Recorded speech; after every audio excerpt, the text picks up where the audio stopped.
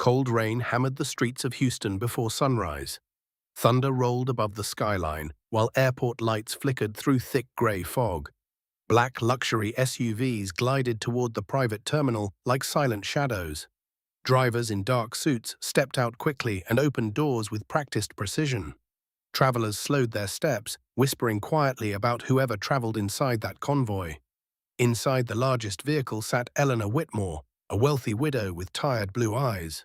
She wore no jewelry except her wedding ring and carried grief carefully behind calm silence.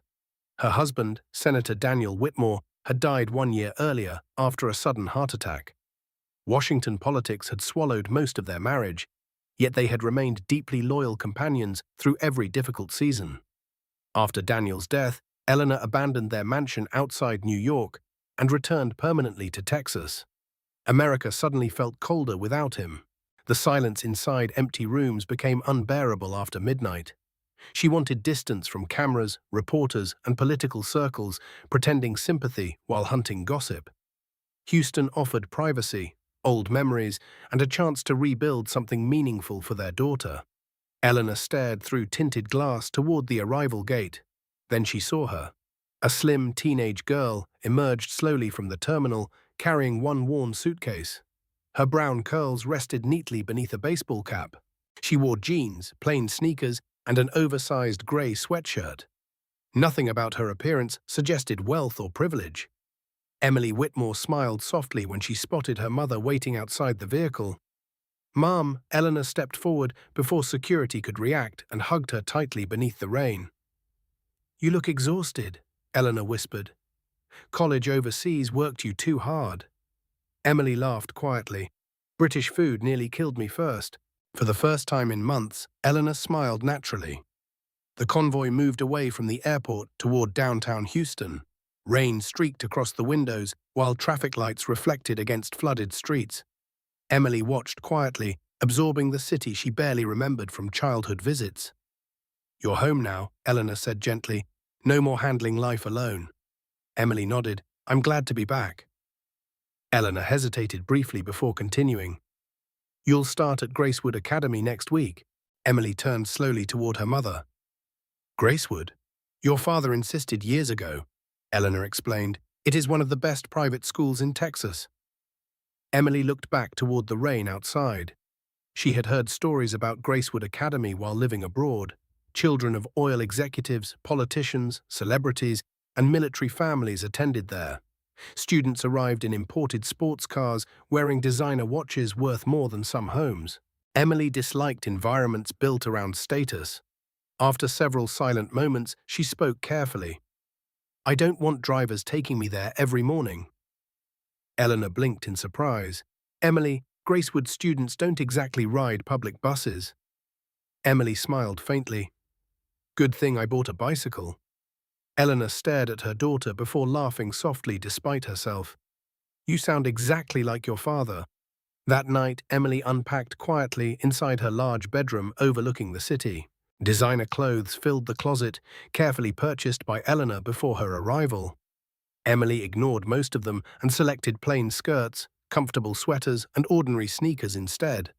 Near the bedroom wall stood the bicycle she had specifically requested before flying home. Emily touched the handlebars thoughtfully. She already understood something important. At Gracewood Academy, people would judge appearances before character. Wealth before kindness. Status before honesty. Emily wanted no part of that game. The following Monday morning, sunlight flooded the enormous entrance gates of Gracewood Academy. Luxury cars lined the driveway while students stepped onto campus, wearing expensive uniforms tailored perfectly to their bodies. Laughter echoed beneath polished marble archways, while security guards directed traffic with military precision. Then heads slowly turned toward the side entrance. A teenage girl arrived quietly on a silver bicycle. Emily parked near the front gates and locked the bicycle calmly without noticing the stunned expressions surrounding her.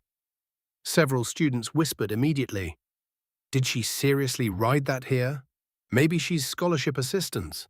Gracewood finally lowered standards. Emily heard every word. Still, she simply adjusted her backpack and walked toward the main building with steady confidence. Inside the academy, Polished floors reflected crystal chandeliers hanging above crowded hallways. Students gathered around classroom lists discussing vacations in Miami, ski trips to Colorado, and family yachts anchored near Florida beaches. Emily located her classroom assignment quietly. Then she felt it. Eyes, judging eyes, curious eyes, cruel eyes. And above the staircase overlooking the entrance hall stood a tall blonde girl wearing a flawless uniform and diamond earrings that sparkled beneath the lights. Her name was Madison Sinclair. She smiled slowly while staring directly at Emily. Not with kindness, with interest, the dangerous kind. Madison Sinclair descended the staircase slowly while her friends followed behind like loyal assistants. Every movement looked carefully practiced. Her polished shoes clicked sharply against marble steps while nearby students instinctively moved aside. Gracewood Academy revolved around Madison. Her father owned energy companies across Texas and Louisiana. Her mother appeared regularly beside senators and television anchors. Madison had grown up believing admiration belonged naturally to people like her, and now a bicycle girl had interrupted the atmosphere. Madison stopped directly in front of Emily. "You're new," she said smoothly. Emily nodded politely. "Emily Whitmore." Madison repeated the name slowly, like testing unfamiliar wine. "Whitmore," she echoed. "Interesting." One brunette beside her folded crossed arms and smirked openly. "Did your car break down this morning?" Soft laughter spread through nearby students. Emily remained calm. "No," she answered. "I chose the bicycle." The brunette blinked, surprised by her confidence. Madison tilted her head slightly. "You chose it," she repeated, "at Gracewood Academy." "Yes," Madison smiled coldly. "That might be the strangest decision anyone has made here all year." Emily shrugged lightly. "Fresh air helps people think clearly." Several students exchanged confused glances. The response sounded simple, yet something beneath it unsettled Madison immediately. Emily did not sound embarrassed. She sounded comfortable. Madison stepped closer. "Well," she said sweetly, "welcome to Gracewood. Try not to embarrass yourself too badly." Nearby students laughed again. Emily held Madison's gaze steadily before answering. "Good morning to you too." The laughter faded awkwardly. Madison's smile tightened. For one strange second, she felt challenged. Not loudly, quietly, and somehow that felt worse. Madison turned sharply and walked away while her friends hurried after her. Whispering followed immediately behind them. Emily finally exhaled softly. The first battle had already arrived. Inside classroom 3B, students gathered into familiar groups immediately. Wealth created invisible walls separating people before conversations even started. Some students discussed private jets, while others compared expensive watches beneath desks. Emily selected an empty seat near the back window and quietly opened a notebook. Whispers floated around her instantly. "That's Bicycle Girl. She looks normal until you notice the accent. Maybe she's pretending to be rich." Emily ignored them carefully. Still, loneliness pressed heavily against her chest. Several minutes later, someone sat beside her unexpectedly. Emily looked up. A girl with dark curls, oversized glasses, and nervous posture offered a small smile. "Hi," she whispered. "I'm Hannah." Emily smiled back immediately. "Nice meeting you." Hannah glanced around cautiously before lowering her voice. "Madison targets people sometimes," she admitted quietly. "Especially students she thinks threaten her image somehow." Emily looked surprised. "Threaten her? I arrived 15 minutes ago." Hannah almost smiled. "Exactly." Before Emily could respond, the classroom door opened again. Conversation volume dropped instantly. A tall boy entered, carrying football equipment beneath one arm. Dark hair, calm expression, natural confidence that felt earned instead of performed. Every student recognized him immediately. Ethan Cole, quarterback, honor student, son of retired Navy Admiral Richard Cole. Most girls at Gracewood openly competed for Ethan's attention. Ethan scanned the room briefly before his eyes landed unexpectedly on Emily. He paused. Something about her seemed disconnected from the artificial atmosphere surrounding everyone else. She looked peaceful. That alone made her impossible to ignore. Madison noticed Ethan watching Emily immediately. Jealousy flickered beneath her composed smile. During lunch period, Hannah guided Emily toward a quieter cafeteria corner, far from the loud central tables where Gracewood royalty normally gathered. Emily appreciated the kindness deeply. "You don't talk much," Hannah observed carefully. Emily smiled faintly. "I learned silence reveals people quickly." Hannah looked impressed. Before she could answer, a tray landed gently across from Emily. Ethan Cole sat down naturally. Half the cafeteria froze. Madison nearly dropped her drink. Ethan glanced toward Emily with relaxed confidence. "Mind if I sit here?" Emily blinked once. "Of course not." Hannah stared between them silently, shocked beyond speech. Ethan smiled slightly. "I saw what happened earlier," he said quietly. "You handled Madison better than most people do." Emily looked down briefly. "I wasn't trying to fight her." "That's probably why she got irritated," Ethan replied. Emily laughed softly for the first time all day. The sound caught Ethan completely off guard. Across the cafeteria, Madison watched every second unfolding between them. Her stomach tightened painfully. She had spent nearly 2 years flirting subtly with Ethan. Charity galas, football parties, late-night messages. Ethan always remained polite, distant, unreachable. Now a girl riding bicycles had arrived and somehow gained his attention within hours. Madison's fingers wrapped tightly around her fork. Beside her, one friend whispered carefully, "Do you think Ethan likes her?" Madison forced a cold smile. "Please," she replied sharply. "He's curious, not interested." Yet even while speaking, doubt settled heavily inside her. Because across the room, Ethan looked at Emily differently. Not like a performance, like a discovery. And Madison Sinclair suddenly understood something dangerous. Emily Whitmore might become impossible to erase. By the end of the first week, Emily Whitmore had become the center of Gracewood Academy gossip without trying. Students whispered about the mysterious bicycle girl with the soft British accent and strangely calm confidence. Some mocked her openly. Others watched carefully from a distance. Emily ignored most of it. Every morning she arrived quietly on her bicycle beneath warm Texas sunlight. Every afternoon she left without drama while luxury cars crowded the academy gates. That consistency irritated Madison Sinclair more than insults ever could. Madison sat beside the academy fountain Friday afternoon, scrolling aggressively through social media comments about Emily.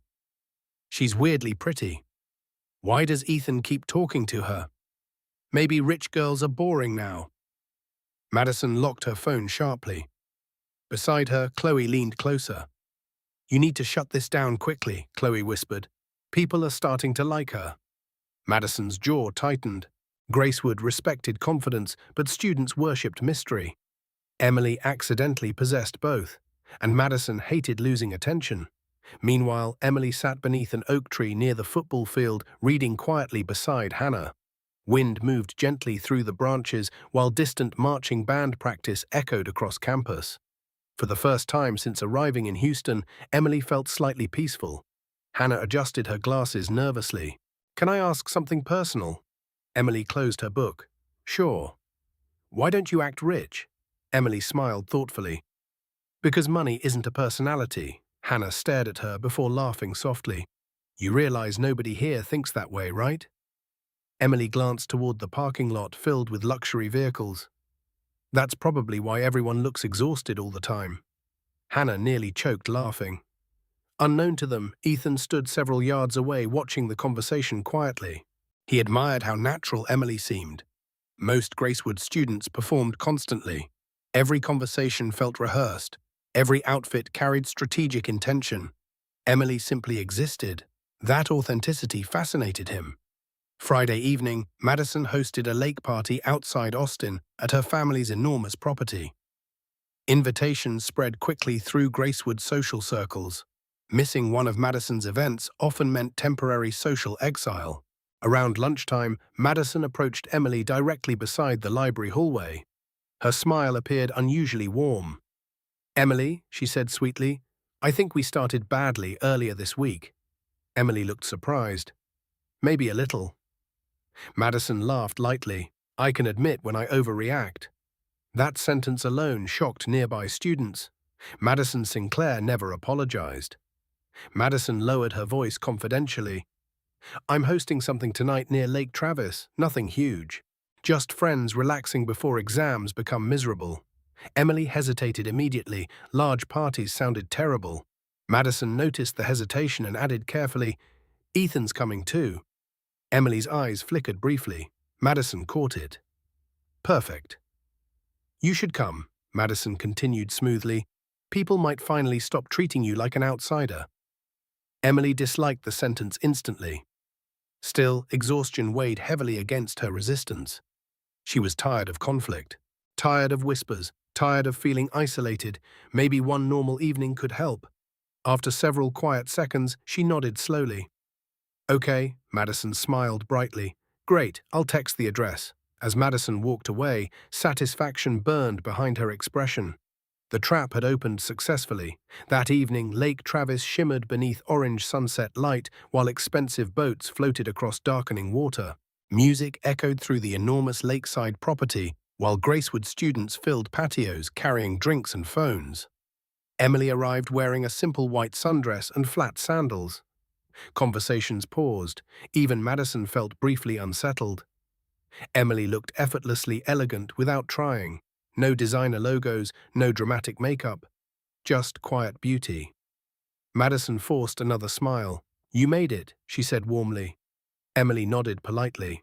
Before Emily could settle comfortably, Chloe rushed forward excitedly. "Come with me," Chloe insisted. "Some girls are changing for boat photos." Emily frowned slightly. "Changing?" "Just swimsuits," Chloe explained casually. "Relax." Emily followed reluctantly toward a private cabana near the water. Inside, soft lighting reflected across mirrors, while music vibrated faintly through wooden walls. Emily stepped behind a divider curtain and removed her dress carefully, preparing to change. Then laughter erupted outside. Something felt wrong immediately. Before Emily could react, the curtain suddenly ripped open. Flash, flash, flash. Several students stood outside recording videos with their phones, while others burst into cruel laughter. Emily grabbed clothing desperately against her chest. Her face burned with instant humiliation. "Smile for Gracewood," someone shouted. Another voice laughed loudly. "Bicycle Barbie finally trending." Emily shoved past them blindly. Outside near the lake, students turned toward the commotion, while phone cameras lifted instantly. Madison stood several feet away, pretending shock. "Oh my God," she said dramatically. Who did that?" But her eyes betrayed satisfaction. Emily understood everything immediately. The invitation, the friendliness, the setup. Tears filled her eyes, despite desperate attempts to control them. Not because strangers saw her vulnerable, because cruelty kept finding her even when she offered nobody harm. Emily ran toward the parking area, trembling violently. Behind her, laughter continued, yet several students had stopped smiling now, because humiliation looked uglier in reality than entertainment online. Near the dock, Ethan Cole arrived late, carrying football equipment from evening practice. He noticed the chaos instantly. Then he saw Emily running toward the road with tears streaming silently down her face. His stomach dropped. And across the property, Madison Sinclair finally realized something terrifying. Ethan was looking at Emily with fury, not amusement. Ethan caught up with Emily near the gravel parking area beside the highway entrance. Night wind moved across Lake Travis while distant music still echoed behind them. "Emily, wait." She stopped beside her bicycle but refused to turn around immediately. Ethan finally reached her and saw tears sliding silently down her face. His chest tightened painfully. "I'm sorry," he said quietly. "I didn't know Madison planned something like this." Emily wiped her eyes quickly. "You don't need to apologize for other people." "Maybe not," Ethan replied, breathing hard, "but I should have noticed earlier." Emily looked away toward dark water reflecting moonlight. "Why are people like this?" she whispered. "Why does kindness make some people angry?" Ethan had no answer, because deep down he understood Gracewood Academy better than most students did. Wealth created insecurity, privilege created competition. People learned to destroy weakness before confronting their own emptiness. And Emily represented something dangerous: authenticity. Ethan stepped closer carefully. "You should leave," he said firmly. "I'll handle Madison." Emily shook her head immediately. "No fighting, please." Ethan stared at her in disbelief. Emily, she humiliated you publicly. Emily swallowed hard before answering. If people enjoy cruelty, fighting them only gives more entertainment. Ethan looked at her for several long seconds, then he realized something strange. Emily was stronger than anyone at Gracewood. Not louder, stronger. Back at the party, Madison paced angrily near the dock, while Chloe scrolled excitedly through videos spreading online. "This is exploding already," Chloe laughed. "Everyone's reposting it." Madison tried smiling. Instead, she felt uneasy, because Ethan still had not returned. Minutes later, he appeared walking toward them across the patio. Students instinctively moved aside. His expression looked dangerously calm. Madison forced cheerful confidence. "Ethan, relax. It was only a joke." Ethan stopped directly in front of her. "You call public humiliation funny?" Madison crossed her arms defensively. "She's dramatic. Nobody even saw anything serious." Ethan's jaw tightened. "You planned this?" Madison laughed nervously. "Please, Emily just wants attention." The sentence changed everything. Ethan stared at Madison with visible disappointment. Not anger, disappointment. That hurt worse. "You know what's interesting?" he said quietly.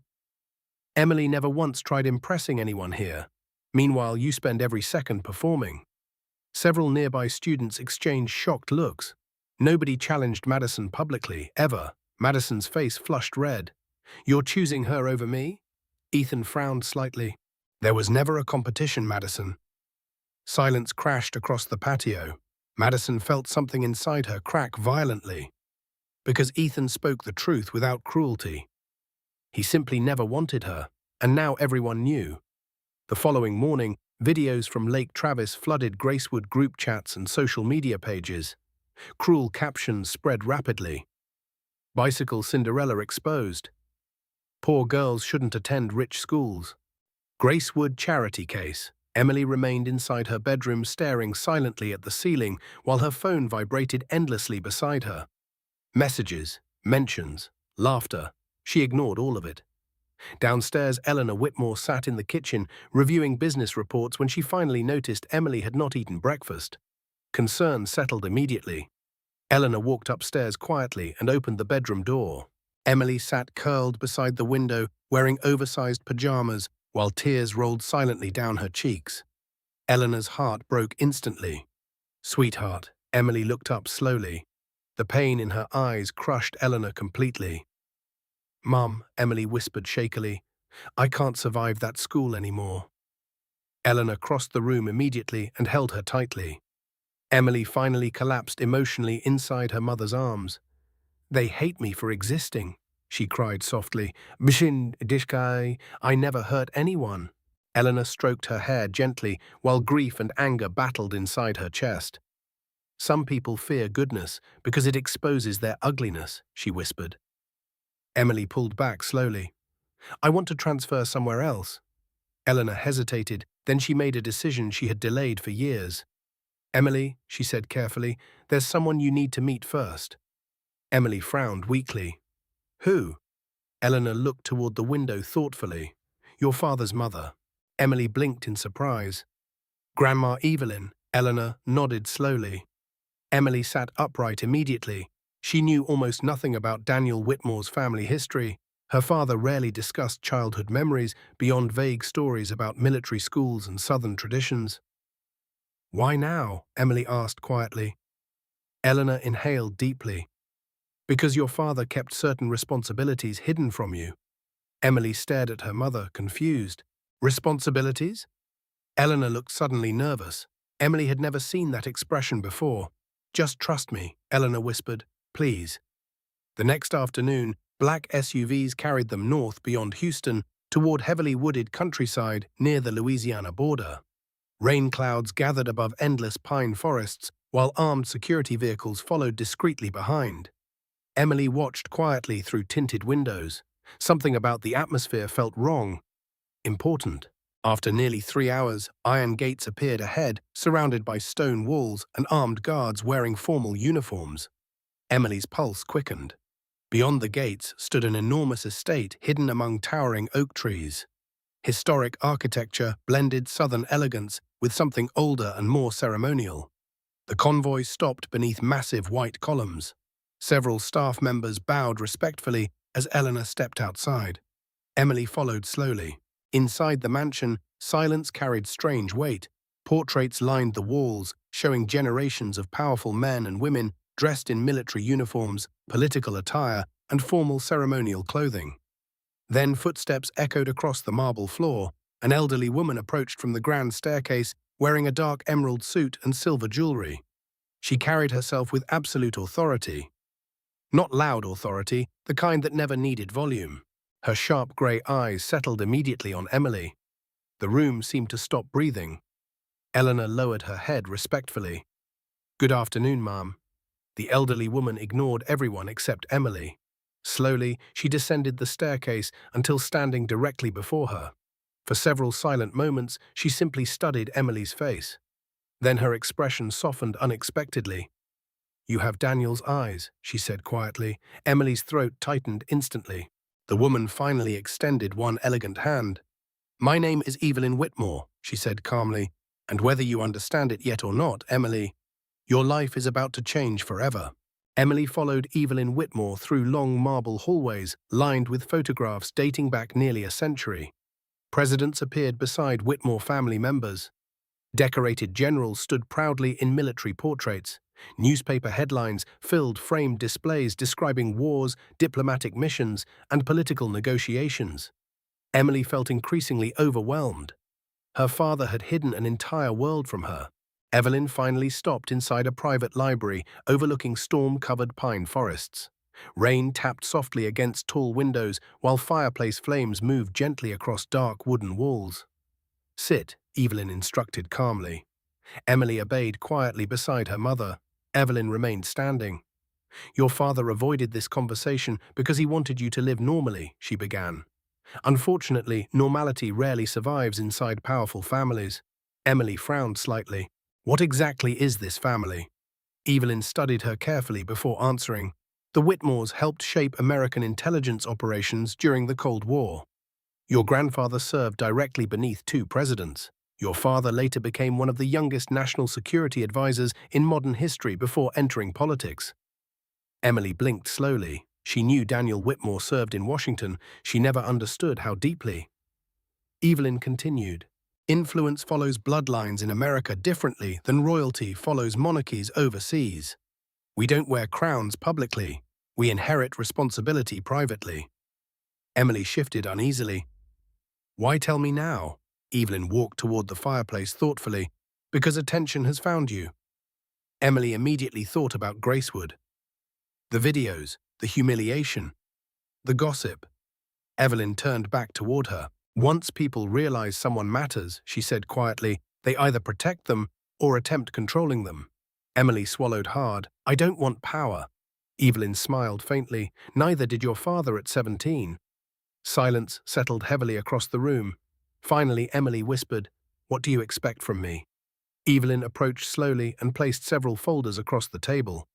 Inside rested photographs, articles, educational records, and security assessments.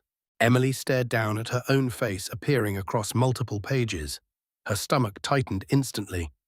"What is this?" "Protection," Evelyn answered calmly. "After the incident online, people began investigating you. Wealth attracts curiosity. Influence attracts danger." Eleanor spoke softly beside her. "Your father always feared this day." Emily looked between both women, overwhelmed by everything crashing together. "So what happens now?" Evelyn remained silent briefly before answering. "You begin learning who you are." The training started 3 days later. Not with politics, not with wealth, with discipline. Every afternoon after Gracewood Academy, Emily traveled quietly to Evelyn's estate. Former diplomats taught communication. Retired military officers taught awareness and composure.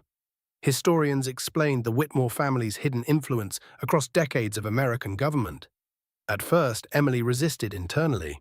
She felt like someone else's life had suddenly swallowed her own. Yet slowly, subtle changes appeared. She learned how to enter rooms without shrinking instinctively. She learned how silence could command attention more effectively than loudness.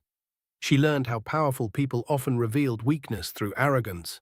Most importantly, she learned confidence without cruelty. Evelyn corrected her constantly. Lift your chin naturally. Never apologize before speaking. Strength and kindness are not opposites. Emily absorbed everything quietly. Meanwhile, at Gracewood Academy, students noticed differences immediately. Emily still wore simple uniforms, still rode her bicycle, still sat beside Hannah during lunch. But something about her presence had shifted. She moved with calm certainty now. Not arrogance, certainty. Students whispered differently. She looks different lately. Almost intimidating somehow. Why does everyone stare when she walks in now? Madison noticed most of all, because despite the humiliation at Lake Travis, Emily had not broken. She had evolved. That terrified Madison deeply. One afternoon, near the courtyard fountain, Madison watched Ethan laughing quietly beside Emily and Hannah. Jealousy twisted painfully inside her chest. She had spent years building social dominance through wealth, manipulation, and perfection. Emily gained admiration accidentally, without effort, without cruelty. Madison could not understand it. Later that evening, she paced furiously inside her bedroom, while Chloe sat nearby scrolling social media. People are obsessed with her now, Chloe muttered, especially after Ethan started openly defending her. Madison stopped pacing, her eyes hardened suddenly. Then maybe Emily needs a real reason to leave Gracewood permanently. Chloe looked up cautiously. What does that mean? Madison walked slowly toward the window overlooking downtown Houston. It means humiliation wasn't enough, she whispered coldly. Now I want destruction. The next morning, Gracewood buzzed with excitement about the upcoming Founder Gala hosted annually inside the Academy ballroom. Wealthy families, politicians, and influential guests attended every year. Madison approached Emily beside her locker carrying fake warmth again. You should attend the gala Friday night, she said sweetly. Everyone important will be there. Emily looked suspicious immediately. Why would you suddenly care whether I attend anything? Madison forced soft laughter. Maybe I'm trying maturity for once. Emily studied her carefully. Something felt wrong. Still, Ethan approached moments later, carrying textbooks beneath one arm. You coming Friday? He asked Emily naturally. Madison smiled internally. Perfect. Emily hesitated before nodding slowly. Maybe, Ethan smiled. Madison watched the interaction carefully while dark satisfaction settled inside her chest. Because hidden safely inside her purse rested several printed photographs. Fake photographs. Carefully edited photographs showing Emily secretly meeting older men inside Houston hotels. By Friday night, Madison planned exposing Emily publicly before Gracewood's wealthiest families. If humiliation failed once, scandal would finish the job. And upstairs inside Emily Whitmore's estate, security analysts quietly reviewed online threats surrounding Emily's name. One report made Evelyn's expression darken immediately. Someone had begun targeting Emily intentionally, and the attacks were becoming more dangerous. Friday evening arrived beneath heavy storm clouds hanging over Houston like dark velvet curtains. Rain threatened the city while luxury vehicles lined the circular driveway outside Gracewood Academy's Founder Gala. Inside the ballroom, crystal chandeliers reflected across polished floors while politicians, oil executives, military officers, and wealthy families filled the enormous hall. Everything looked elegant. Everything felt performative. Emily stood quietly near the entrance, adjusting the sleeves of her navy blue dress. The gown looked sophisticated without appearing flashy. Eleanor had convinced her to wear something slightly formal for the event. Still, Emily felt uncomfortable surrounded by cameras and expensive perfume. Ethan approached moments later wearing a black suit that somehow made him appear older and calmer than usual. He stopped briefly after seeing her. Wow, he said honestly. Emily laughed softly. That sounded painful. Ethan smiled. No, just unexpected. For a moment, the noise around them faded naturally. Then Madison Sinclair entered the ballroom dramatically beside her parents. Conversations shifted instantly. Madison wore a silver gown designed specifically to command attention. Diamonds sparkled against her neck while photographers immediately moved closer. She noticed Ethan standing beside Emily. Her stomach tightened. Again, Madison smiled gracefully toward guests while internally rehearsing the humiliation waiting later tonight. Inside her purse rested printed photographs capable of destroying Emily completely. At least that was what Madison believed. Several hours into the gala, speeches began near the ballroom stage. Wealthy donors applauded politely, while Academy officials praised leadership, excellence, and character. Emily nearly laughed at the irony. Character rarely mattered at Gracewood. Meanwhile, Madison moved quietly through the crowd, distributing copies of the fake photographs to selected students and parents. Whispers started spreading almost immediately. "Is that Emily Whitmore? Who are those men with her? Those look like hotel lobbies." The atmosphere shifted subtly. Madison watched satisfaction spread inside the room. Soon enough, everyone would see Emily differently. Not innocent, not admirable, compromised. Finally, Madison approached a group standing near the center staircase, where Emily and Ethan were talking quietly beside Hannah. Madison raised her voice carefully. "Emily," she called sweetly, "I think people deserve honesty from you tonight." Conversation volume dropped nearby. Emily turned slowly. Madison removed several photographs from her purse dramatically. "Maybe you should explain why you've been secretly meeting older businessmen around Houston."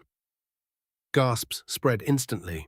Madison handed photographs toward surrounding guests. People stared. The images appeared convincing. Emily sitting beside unfamiliar men inside luxury hotels. Emily entering black vehicles downtown. Emily speaking privately beside elevators. Ethan grabbed one photograph quickly. His expression darkened immediately. "These are fake." Madison crossed her arms. "Are they?" Emily remained perfectly still. Inside, panic surged violently. She recognized the situations instantly. Security meetings. Training sessions arranged secretly through Evelyn's staff.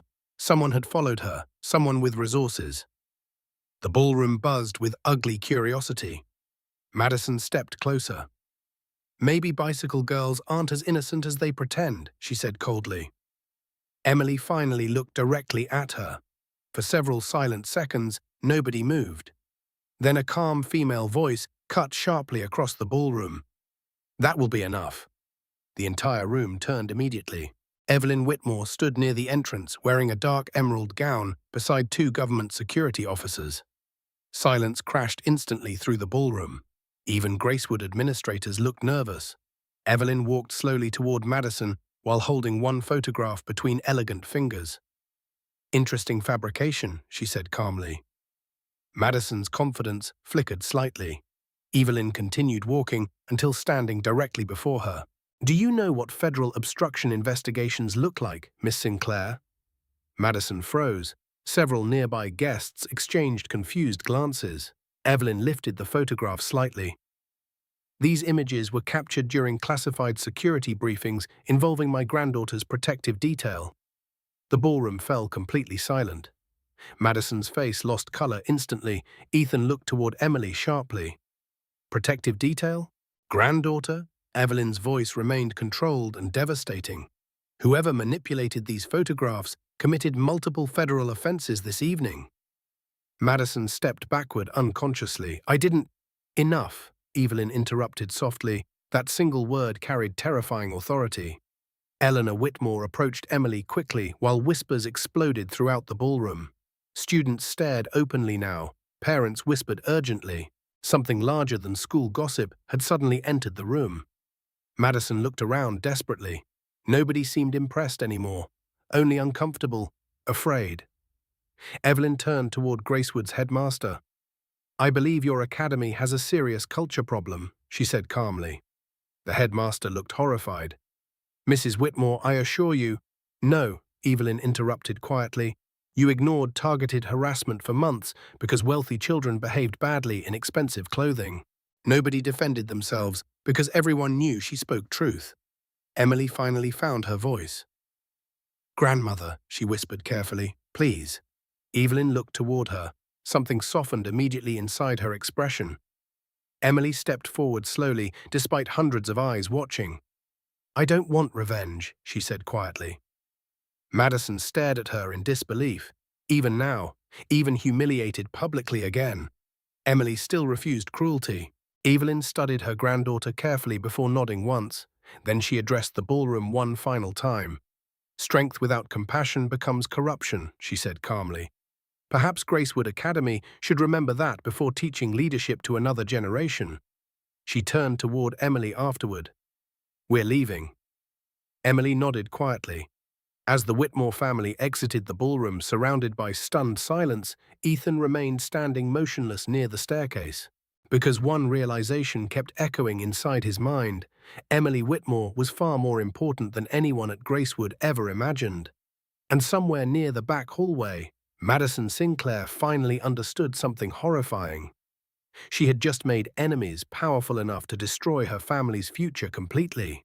The weekend after the Founder Gala felt strangely quiet across Houston. Rain drifted steadily against skyscraper windows, while social media exploded with rumors about the Whitmore family. Students at Gracewood Academy suddenly behaved differently. Nobody mocked Emily openly anymore. Fear had replaced cruelty. But fear created distance instead of understanding, and Emily hated that almost as much as bullying. Monday morning arrived grey and humid. Emily rode her bicycle through the academy gates while conversations lowered instantly around her. Some students looked away respectfully, others stared openly. Nobody laughed. Emily missed the laughter somehow. At least cruelty felt honest. Hannah hurried beside her, carrying textbooks tightly against her chest. "Everyone's terrified of you now," Hannah whispered. Emily sighed softly. "Wonderful. Exactly what every teenage girl dreams about." Hannah nearly smiled before growing serious again. "Madison didn't come today." Emily looked surprised. "Suspended?" Hannah nodded. Her parents pulled her out temporarily after the gala disaster. Emily felt no satisfaction hearing it, only exhaustion.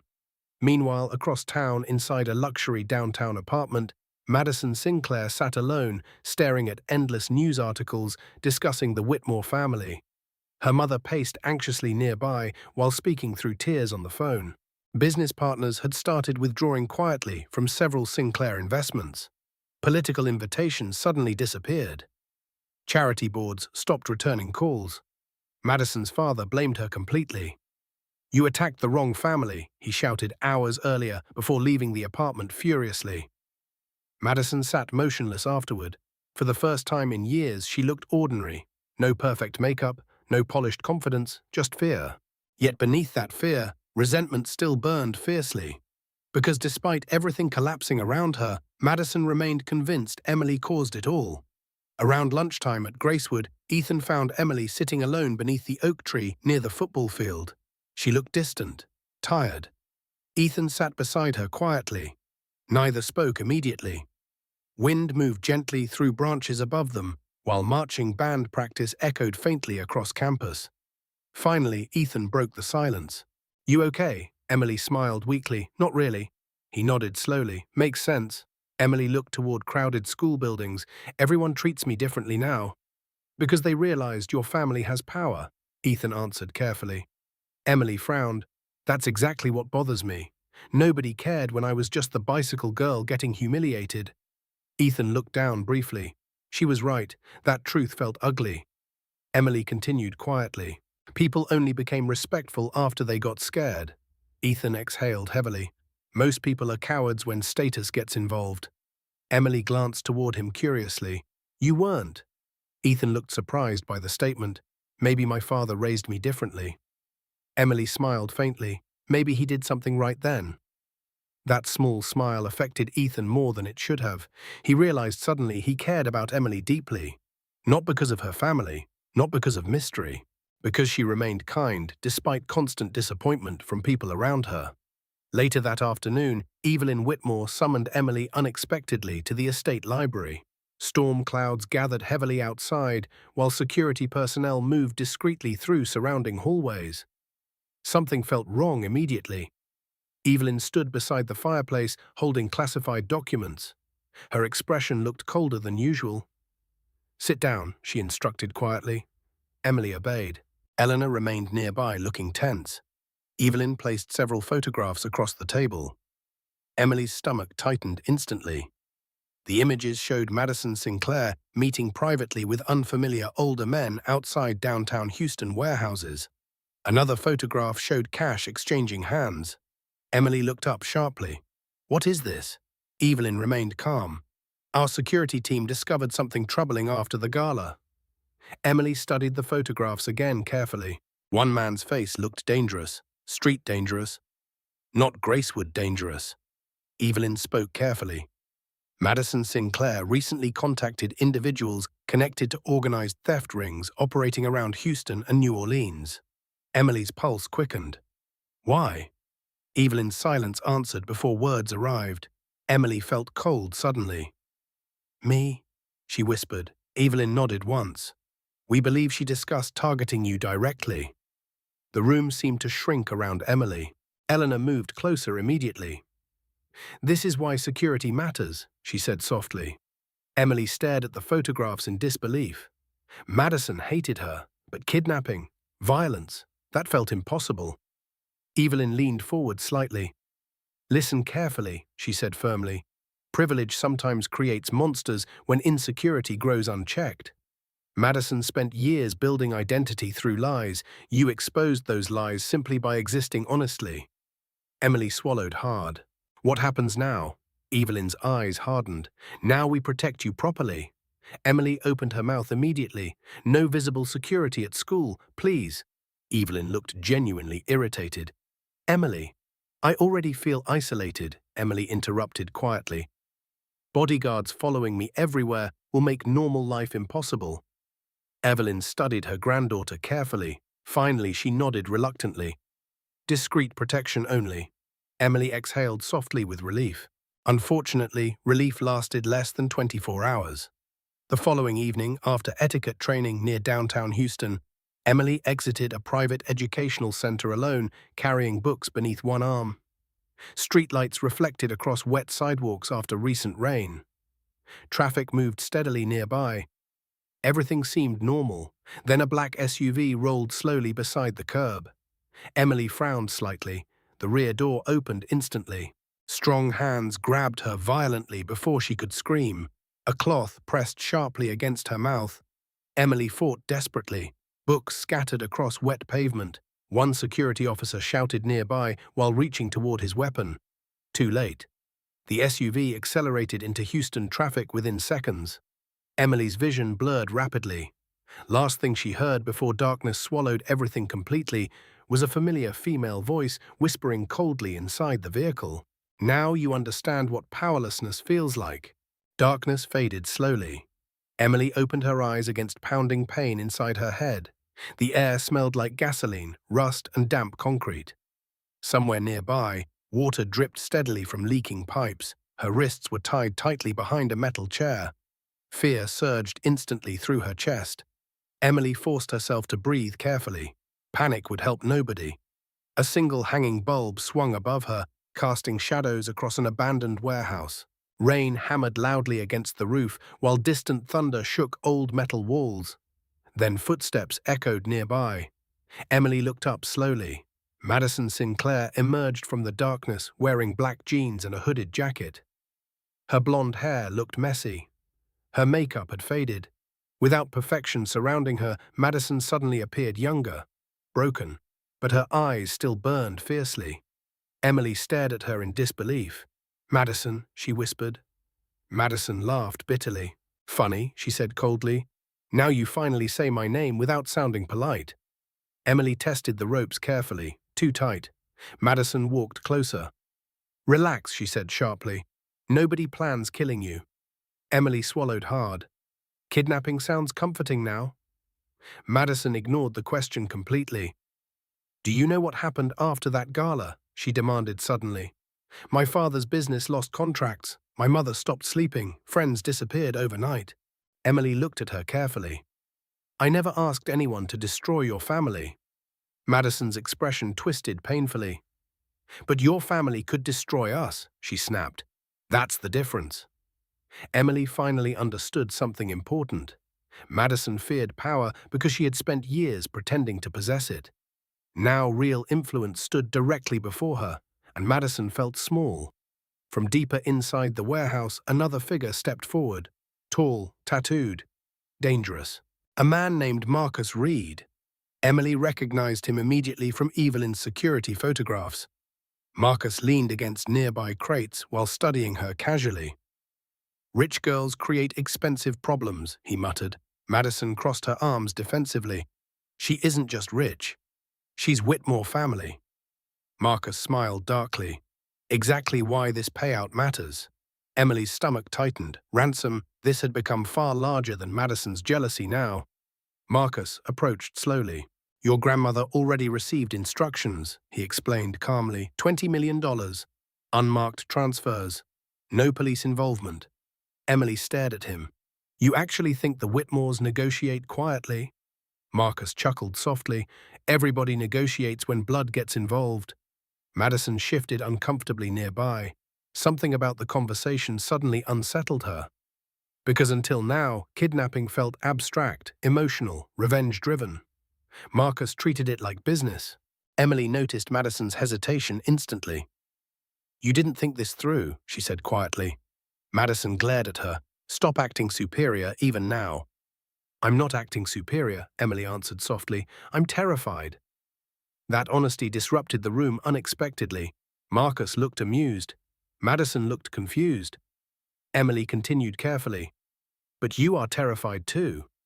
Madison's face hardened immediately. "No." "Yes," Emily whispered. "Because revenge never fixes humiliation. It just spreads pain everywhere."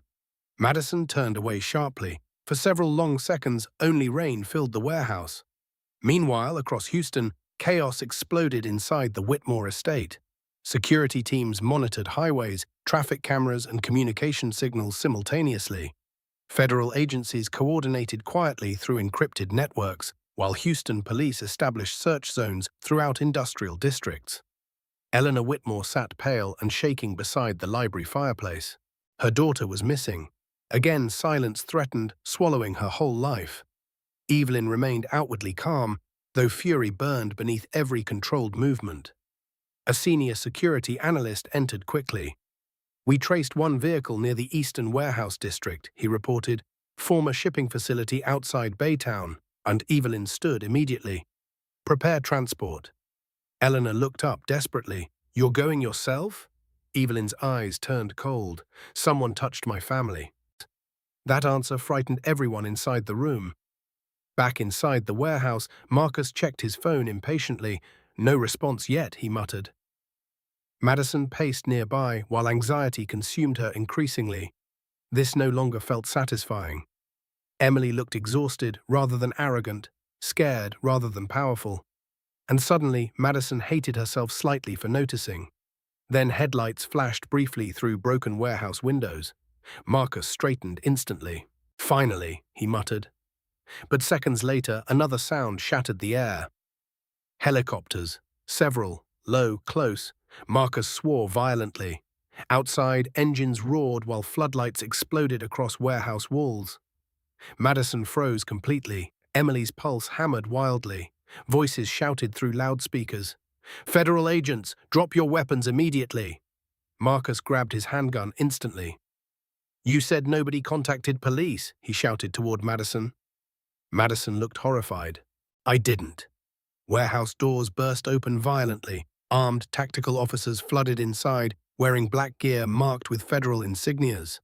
Flashlights sliced through darkness while commands echoed sharply across concrete walls. Marcus raised his weapon. A deafening gunshot exploded. Emily screamed instinctively. Chaos erupted everywhere simultaneously. Madison dropped to the floor, covering her ears. Federal agents tackled Marcus violently against nearby crates, while officers rushed toward Emily. One agent cut her ropes quickly. "You're safe now," he said firmly.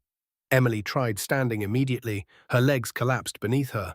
Then another familiar voice broke through the chaos. "Emily!" "Ethan." Emily looked up in shock.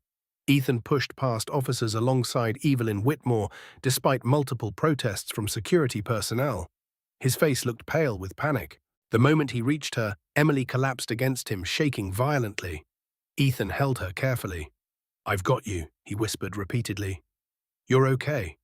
You're okay now." Emily buried her face against his shoulder, while tears finally broke free completely. Across the warehouse floor, Madison Sinclair remained kneeling silently beside overturned crates while federal agents handcuffed Marcus nearby. One officer approached Madison carefully.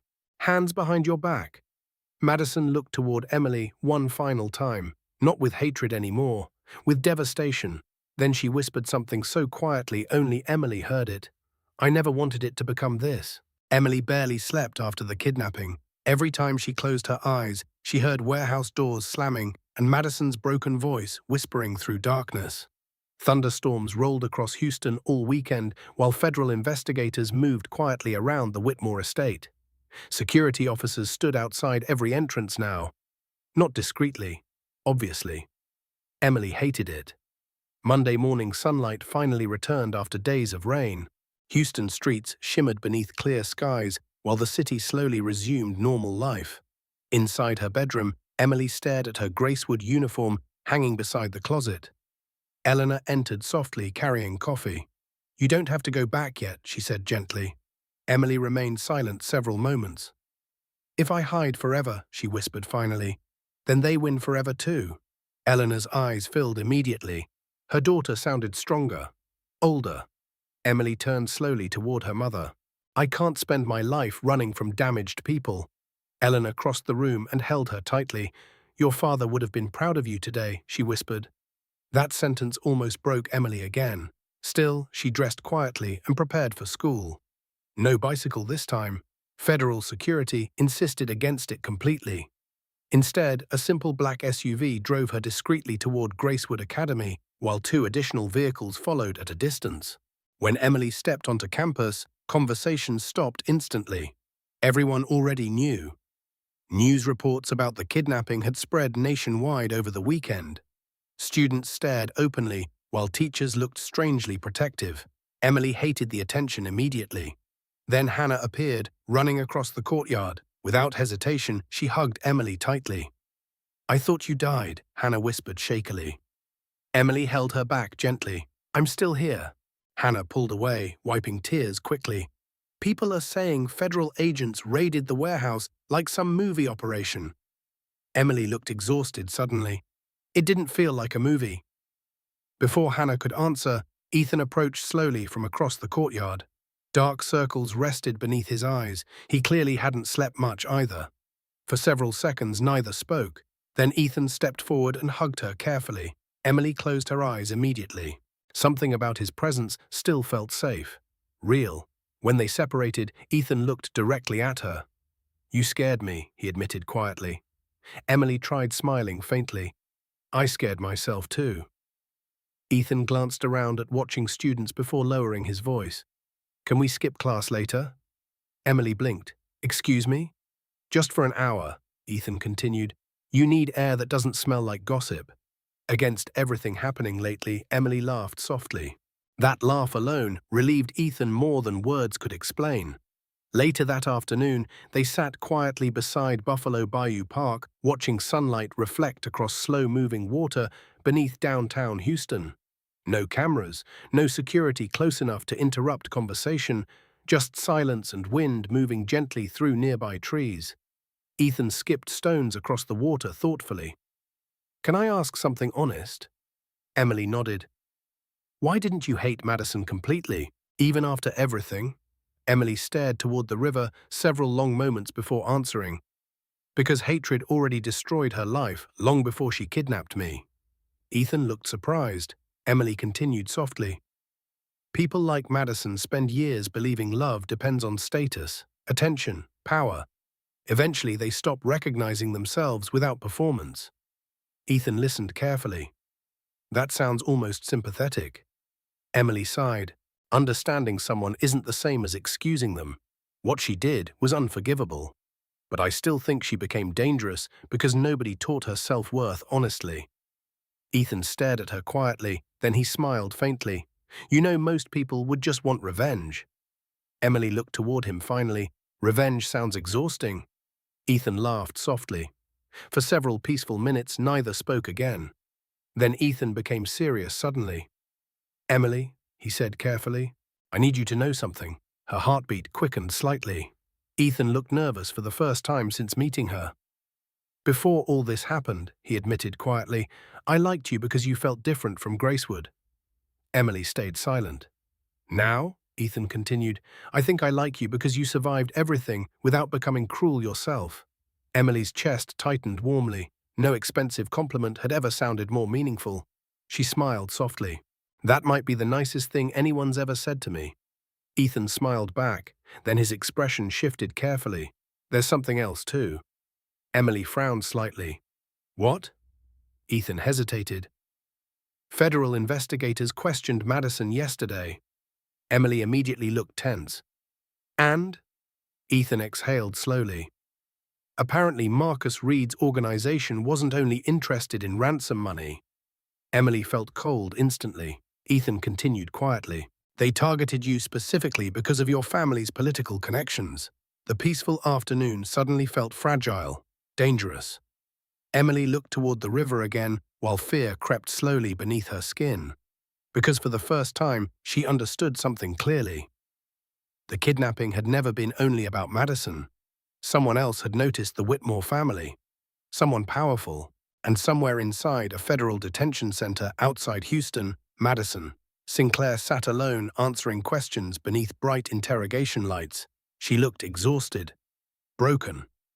An investigator placed several photographs across the table. Marcus Reed shaking hands with unfamiliar men. Weapons, cash transfers, surveillance images. The investigator leaned forward carefully. Miss Sinclair, he said quietly, you got involved with people connected to international intelligence brokers. Madison's face drained completely. What?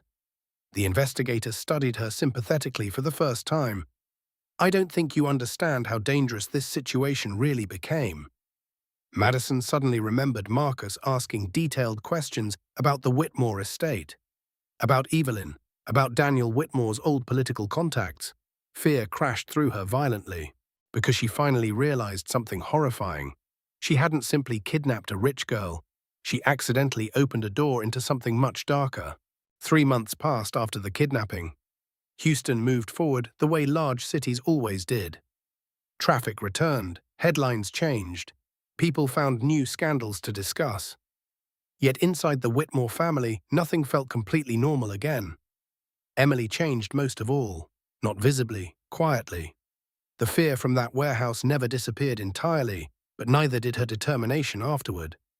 She continued attending Gracewood Academy despite federal security concerns. She continued volunteering quietly at youth counseling centers across Houston. Most importantly, she stopped apologizing for existing. Every Friday afternoon, Emily visited teenage girls recovering from bullying, harassment, and online humiliation. Some attended public schools. Others came from wealthy families, hiding private pain behind expensive clothing.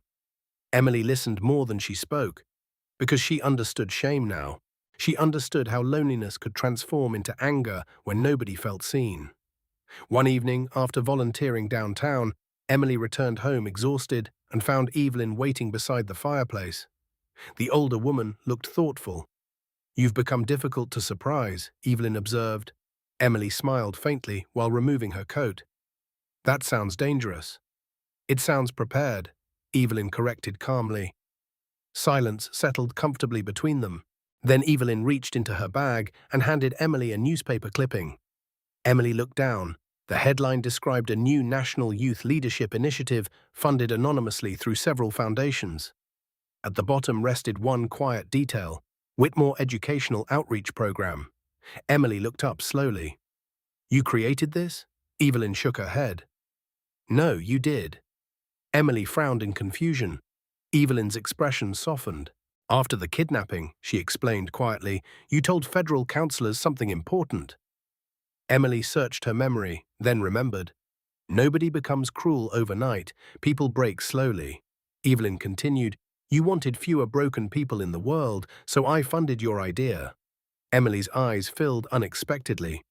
For the first time, the Whitmore influence no longer felt frightening. It felt useful. Several days later, Gracewood Academy hosted graduation ceremonies beneath bright Texas sunlight.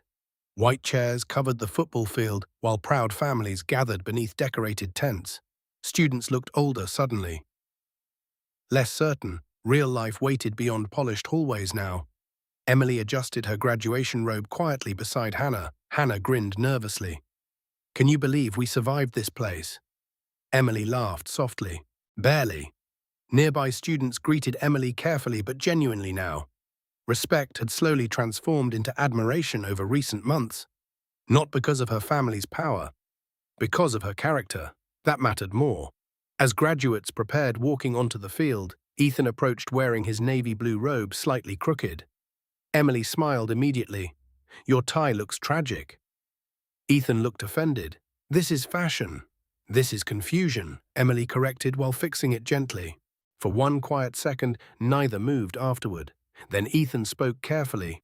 "My father accepted a position in Washington again." Emily looked up sharply. "You're moving?" "Partially," Ethan answered, "but I'm staying in Texas for college." He hesitated briefly, closer to someone important. Emily felt warmth spread slowly through her chest. Before she could answer, graduation music began playing loudly across the field. Ceremony passed beautifully beneath golden afternoon sunlight. Speeches echoed across packed stands while families applauded proudly. Then the headmaster approached the microphone unexpectedly. "Before concluding today," he announced carefully, "there is one student who requested saying something brief." Emily looked confused. Hannah gasped beside her. Ethan smiled knowingly. Students began turning toward Emily immediately. The headmaster gestured softly.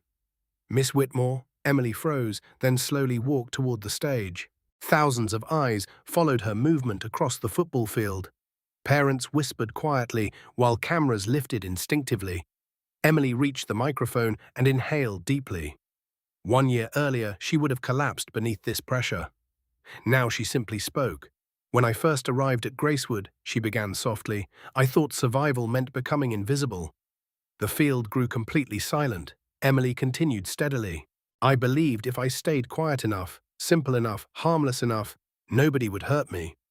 Several students lowered their eyes. "I was wrong," Emily said gently. "People sometimes attack kindness because kindness reminds them of what they lost inside themselves." Wind moved softly across the field. Emily looked toward graduates sitting before her. "But pain teaches strange lessons."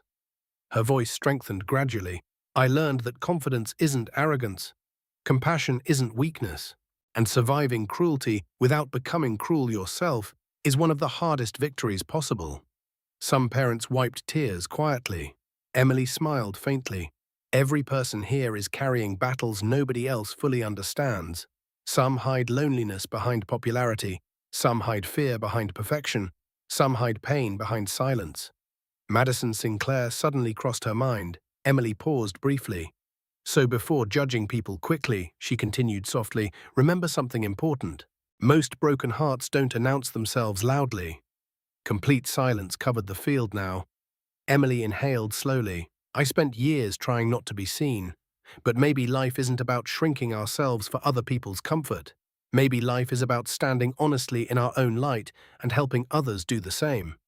Applause started somewhere near the back rows, then spread, louder, stronger, until the entire football field stood clapping beneath bright Texas sunlight. Emily stepped away from the microphone, overwhelmed quietly. As she returned toward the graduates, Ethan reached for her hand naturally. This time, Emily held it. Not because she needed saving anymore, because she finally understood she deserved love without fear. High above the stadium, sunlight broke through drifting clouds, while applause echoed across Gracewood Academy one final time. And somewhere deep inside herself, Emily Whitmore felt completely free. Not because life became easier, because she finally stopped being afraid of who she was. Subscribe to the channel, leave a comment, and share this video.